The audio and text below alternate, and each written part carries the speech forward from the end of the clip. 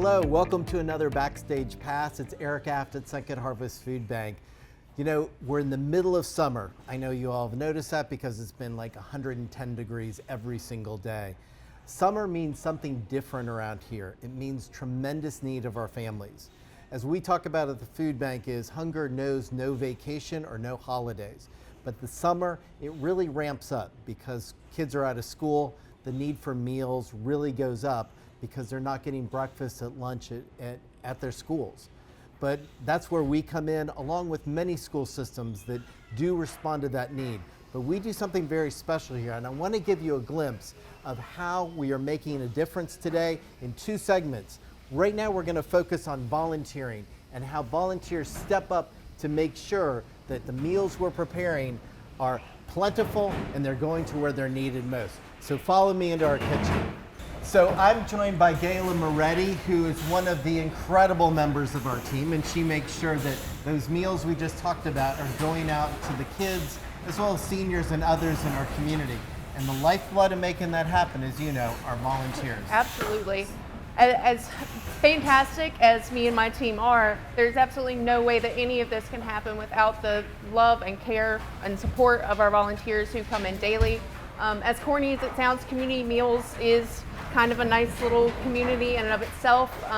As we have plenty of first-time volunteers, we also have a wonderful group of regulars who I get to see sometimes daily, sometimes weekly, monthly. It's quite a little family here. So, Gayla, when the volunteers are working in this, what exactly are they putting together? You know, where does the food come from? You know, how do we make sure that it's healthy and helping our kids?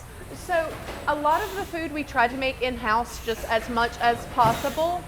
We do step towards that in tiny little increments. One of my favorite things that we've been doing in the last few months is working with homemade meatballs for some of our Meals on Wheels clients. But we try to do as much in-house as possible, and volunteers will always come in. Sometimes we've got people actually traying meals, portioning the food out and sealing it through our machines.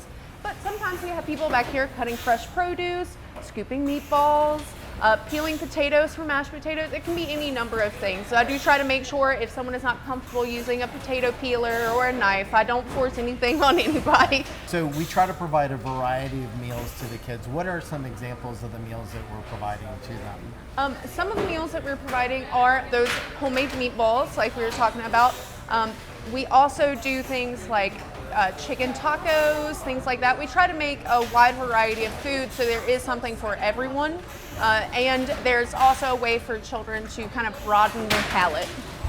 That's a big goal that we have is, you know, nutrition is vital to what we do. We think about the intersection between hunger and health is, unfortunately, there's too many kids that we're seeing more and more heart disease among young people, type 2 diabetes among young people.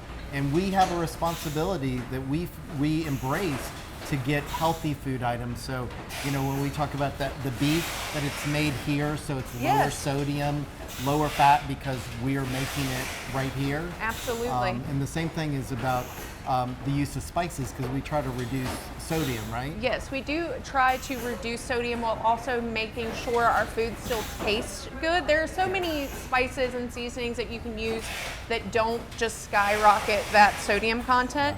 Plus, doing more stuff in-house like we've been trying to do also cuts out some of those preservatives. Right. The fresher, the heartier, right? That's exactly right. Well, you do an amazing job. The team does an incredible job. We're thankful for what our volunteers bring to the table every day. What it's all about is connecting hunger and health. We need to be there for our kids, and we appreciate that you help us ensure that we can be there for our kids, providing nutritious meals, making sure no one goes without. So we're looking forward to part 2 about talking about getting that food where it's needed for the summer. So looking forward to seeing you with the next Backstage Pass.